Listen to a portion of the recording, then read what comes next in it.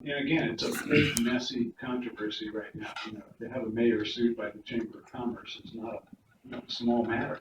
So we're going to add 1,000 shelter beds this year, and we've dedicated $340 million, a third of $1 billion. And I want our police officers to be able to say, you can't sleep here, you can't pitch a tent here, but you can go here. And until they can finish that sentence, it's inhumane to say, you have to move on.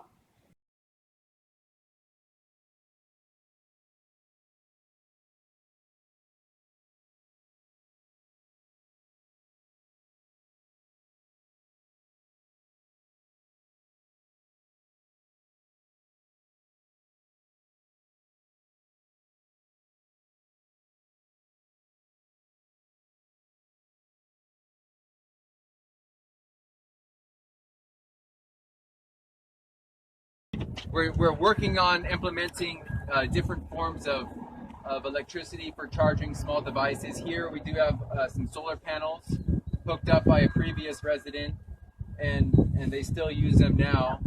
You have showers? No, we don't have showers here. The ways that people do get showers are the Eugene Mission, the St. Vincent de Paul Service Station, which is a day center, and friends and family, or the city pools. Those are the four top ways that people do showers. We have two forms of residents here. We have temporary residents, and then we have our volunteer staff team. And then we always have somebody on gate. Everybody here participates on gate duty. So the temporary residents, they have a total of 10 months to be here. We do work on maintaining a specific quality of life here for people. It's not a, they go to bed here before I do. It's very quiet here. What time do you say it would get quiet here? When it gets dark, most people go to bed when the sun goes down. Yeah, that's one thing that people really value here is their sleep. And that's why we call it a safe spot. Safe spot for your stuff. It's a safe spot for you. It's a safe spot to get rest. We treat everybody like brothers and sisters. We try to promote that. To give everybody a community, family feeling. And that's a good thing, because a lot of people have been on the streets, been going through a lot of crisis. Because you deal with a lot of trust issues when you're on the streets, and really believing this is a safe place is something that you can only experience over time. A lot of people that I've worked with, they have a background of some kind of family abuse. So learning to live with other people in a way that's not abusive is also one of the more helpful qualities of this kind of program, and also also getting practice at being independent, which is a major thing for success later on, compared to like institutionalized ways of dealing with people who are experiencing homelessness. Like when you have a little shelter like this, you're practicing dealing with all the social issues that we're dealing with. We need infrastructure like this, so we have a safety net for people who are falling down. You say that once they heard about what the project consisted of, then they were okay with it. Yeah. What would you say were the key aspects that reassured folks that it would be an okay? The 10 to 4 out rule was a big one. The no drugs and alcohol on site were a big one. The community engagement through our service work parties was an important one. That there was a nonprofit that was overseeing it was an important one as well. I think those four were probably the most. Once they heard those, they said, "Oh, this is something different." What are these called? Well, these are tent platforms with covers, and then we have the Conestoga huts, which are and I think we're getting really close to be able to actually change out these platforms with tents with Conestoga huts. So the initial startup costs, when we started this, so me and my family have kind of taken a bit of a vow of volunteer poverty, but nowadays my board president would be very upset if I said anything less than it takes $30,000 to start a camp. More than welcome to look inside our You're welcome to step inside and look around if you want to. Thank you. Eric, what is the material on the Conestoga huts? The plastic? It's called Durascrim. Okay, that stuff looks pretty good. It is, but we do have an upgrade coming. Uh-huh. To put on some TPO and some vinyl instead to see how well that does. How long does this tend to last? Well, in this climate, I think it'll last 6 years. Wow. Where do you get it from? You order it online. 2.5 years now, and very appreciative to the city of Eugene and people like John for all the support they have given us in making it happen. This is public property owned by the city, so we're leasing this for $1 a year. Counting on the council to renew that, Betty. We might raise the rent. Yeah, might raise the rent, double it on it. Yeah. When we first approached the council with this, it was a 6-2 vote, and the vote was unanimous from the city council. So we even went over our two skeptics.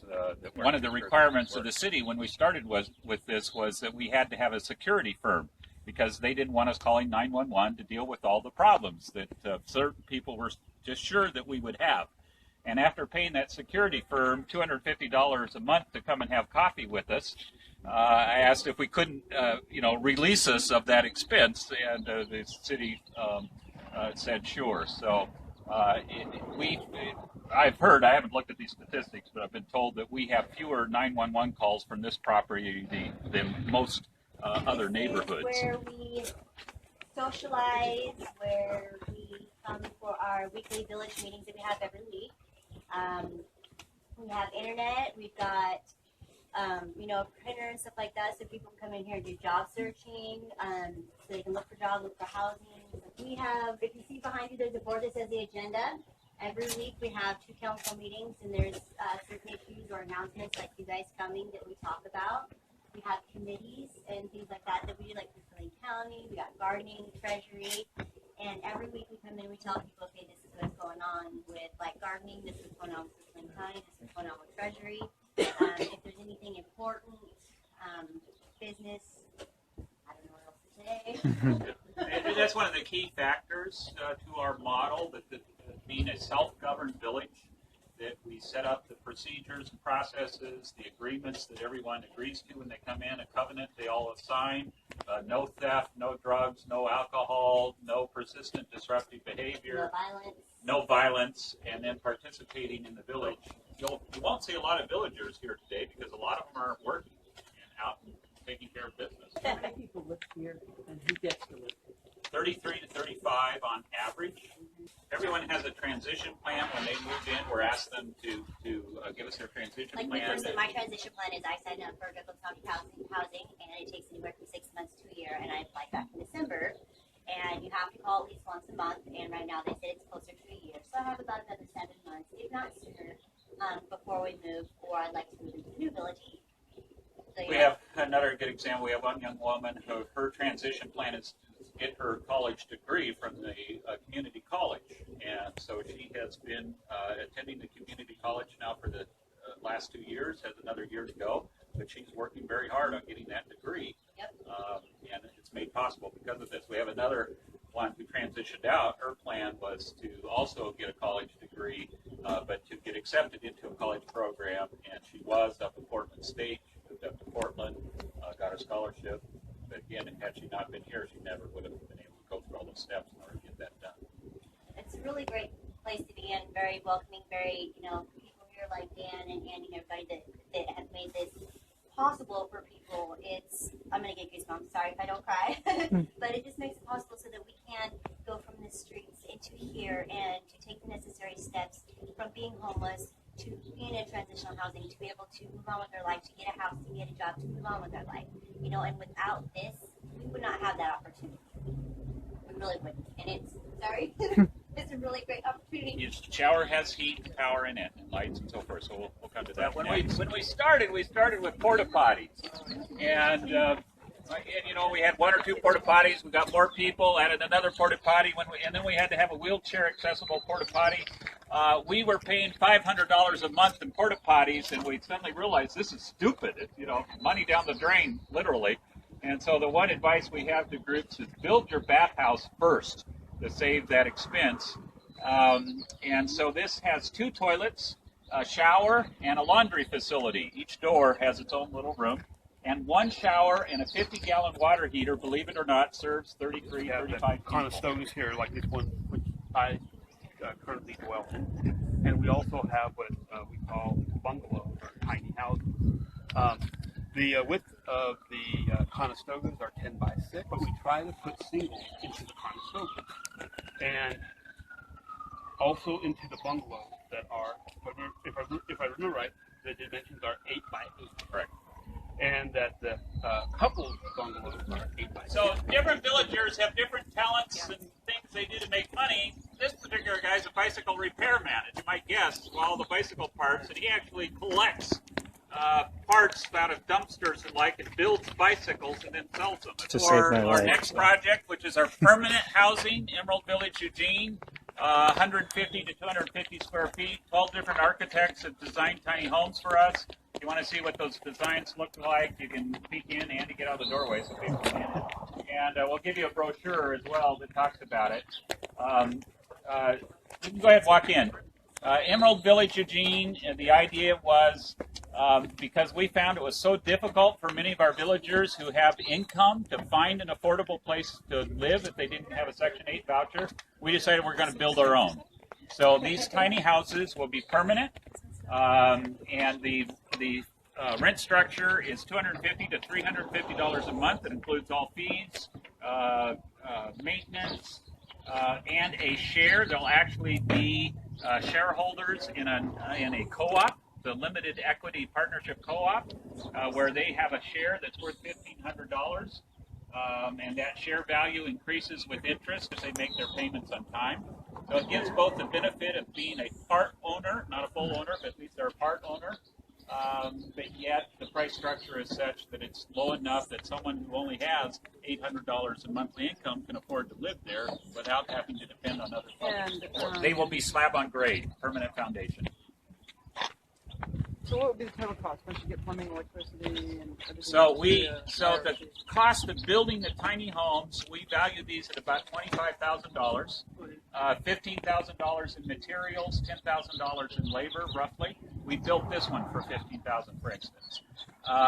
Add in the land cost, site development. We project that we will complete this project for roughly $60,000 per unit. That includes the common facilities, whether a yurt or something similar to that, and office space and the like that will be on site. And you know anything about affordable housing, I'm sure some of you do. Typically, it's $150,000, $200,000 per unit. Or more, particularly when you include the land. Usually that doesn't include the land, and ours does. So we're producing permanent housing for about a fourth of what most affordable housing projects And cost. I want our police officers to be able to say, you can't sleep here. You can't pitch a tent here, but you can go here. And until they can finish that sentence, it's inhumane to say, you have to move on.